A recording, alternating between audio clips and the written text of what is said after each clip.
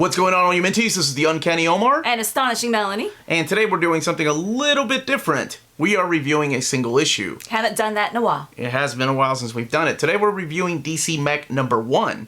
So thank you to Kenny Porter in DC for graciously sending us a review digital copy of the first issue that came out today. Yep, so stay tuned.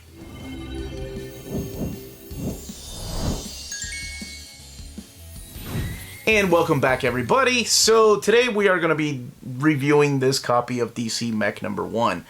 Kenny Porter reached out to us, and he sold me on it when he said, hey, I love your videos. That's not why he sold me on it. He said, I know you're a fan of mecha, so he knows that I like anime, all the way back to Messenger Z, Go Nagai, and Evangelion. He knows that you like Evangelion, Gundam, so I was like, all right, sure, shoot. Let's see what you got. So that's what this is. And I definitely see the Messenger Z influence on the mech designs, but we'll talk about those later. Okay, so the basic premise of this first issue is that this takes place in an alternate DC universe. We start off actually with two flashbacks. We have the first flashback, which is a flashback of the Justice Society of America. And Hot Girl's narrating the events that happened. And the first page is really cool because we've got the artist. You can pronounce his name better. Baldemar Rivas. I assume that's how you pronounce it. And Mike Spicer doing the colors. It just looks fantastic. It looks like a page from a comic decades ago, right? Like Justice Society was. In fact, I think the only thing is that Hawk Girl's mace is like coming out of a panel to another panel, but mostly everything's contained within the panels. Yeah. That was cool. I like that flashback has a particular, like, almost like a steampunk look to it. Kind of like the Rocketeer, if you will. Like a retro look to it. And it's obviously on purpose. So it's the ending of World War II. The JSA is celebrating, and out of nowhere this giant kaiju comes out of the sky. But it's not a kaiju, it's called a parademon. Now, if you know anything about the DC lore, you know parademons, Darkseid, Apocalypse all go hand in hand. So, aliens. But it's big and giant.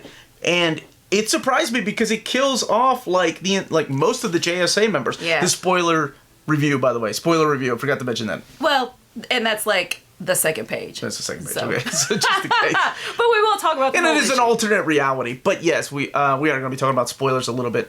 So yes, it wipes out the JSA, and then the JSA remaining members are able to take it down.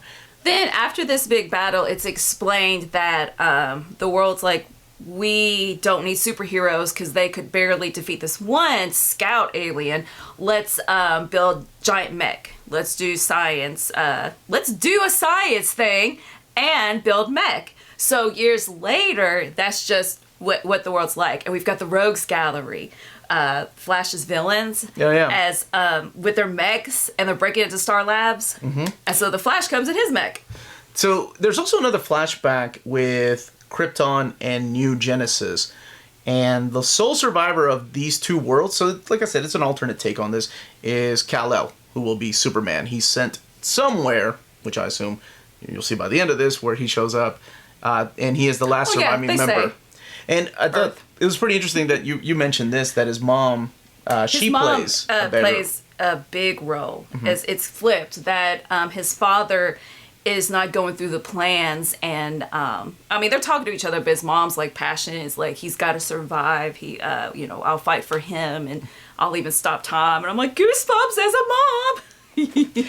Goosebumps as a mom. I didn't get those, but yes. Then we flash forward To Flash. to the Flash fight with the Rogues. They all have their mechs. You hear somebody talking, and immediately you know who's talking to the Flash, telling him to stop playing around. And of course, it's Batman in his Batcave. Up in space. Well, yeah, and then he shows up with his own robot and beats the crap out of the Flash. They arrest them, and then out of nowhere... Not the Flash, the Rogues. Oh, the Rogues, yeah. He doesn't arrest the Flash. So I have you here. And then out of nowhere, more parademons come out. This time, however, in a very Messenger Z villain style, Darkseid is up there with Granny Goodness looking upon Earth. And yeah, they send out some parademons, these big creatures. And Batman and Flash are like, holy crap, what are we going to do? And what happens, Melanie? All right, if you've seen Dragon Ball Z... Which, why not? Why haven't you? Season 4, Trunks' entrance, the entrance of Trunks that we just happened to watch today, but I know it because he's always talking about it, and he totally so awesome. boy geeked out. But anyway, Superman's interest is like that. It's like, bam, they're dead, easy peasy. Like Trunks, Slice, and Frieza, just up like that. He's like, yo, spoilers for Dragon Ball Z. But that was in '92. When was that? Oh my gosh, 91. I think you're right. I was in high school when that was out. The Superman, once he just crashes his mech into the parademon. He was like, hey, sorry, I couldn't slow down. My name's Kal-El. I'm here to help. He's just so happy. And Trunks was like that too, right? Like after he defeated Frieza and Papa was King Cole. And he was like, hey, hi, let's go meet Goku. He's going to show up over here. Let's go. And of course, Batman doesn't like that. He doesn't like happiness. No. And he's like, who the hell are you? That's where it ends. And that's pretty much where it ends. So we have... and of course we forgot to mention that now it is Superman. He's older. He's not a baby anymore. So he's been traveling up in space. No, but he looked young. He looked like a teenager. Actually, and the way he acted. They all look a little younger too. Of course, that's probably because that's what we're used to. We're used to teenagers and giant robots if you've been watching anime for years. So as far as the story, I really enjoyed it. I thought it was fun. I'm a big fan of Marvel's mech tech. Like, I thought that was a really fun idea where Tony Stark gives Avengers their own big robots. And yeah, and I've been a fan of giant robots since the day of like Messenger Z. Since Messenger Z or Voltron, piloting giant robots was my thing as a kid. So what do you think of the mech designs? Like I said, I think it was a good choice for the Rogues Gallery. Like to have fun, just let's have a bunch of mechs together at once. I thought it definitely draws heavy from Gundam and Evangelion. One of the robots, I think it was the Flash's robot, kind of reminds me of the robot in Martian Successor, Nadesico. I think it's what it was. There is some Messenger Z influence in there too. So it's really cool. Like the way Batman comes in, like his mech has a cape. That reminds me of like not really Messenger Z, but some of the Grandizer. Grandizer, the manga by Go Nagai. Okay, which mech reminds you of Superman's? I kind of think Iron Giant. Iron Giant wanted to be Superman. I thought Iron Giant too, because remember when I said it has that almost like a steampunk look to it in the flashbacks? Yeah, so I can see that. I saw that. Or actually, what's his name? Big guy and Rusty Robot, like the Frank Miller book. Oh, I didn't read it. Oh, well, you should. But you pushed me off. I've lost my cred. This was a lot of fun. It was a nice little a couple of things I noticed. What'd you notice? It's because it's an alternate dimension. Barda is with Orion and not Mr. Miracle. Well, you don't know if they're together. Well, I don't care. Okay. And secondly, Luthor. Okay, Gene Hackman. That's how you say his name. He's the one that notices Superman coming from deep space. And, he obviously hates and mistrusts Superman for being an alien. And that's the premise of this whole series is we need to build mech because aliens are coming.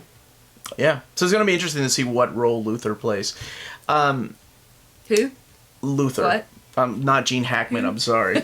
It's a no. So for me, a lot of fun. I can't wait till the next issue. This is one that I will pick up the trade paperback, and check out the rest of the story. I appreciate the details. Yeah.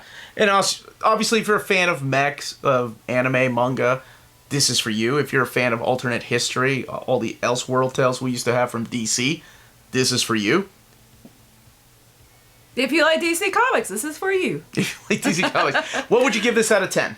I'm going to say 8. It's got potential. 8 potential. I'm going to give it a 7. The only thing that I think took it back a little bit is too many flashbacks.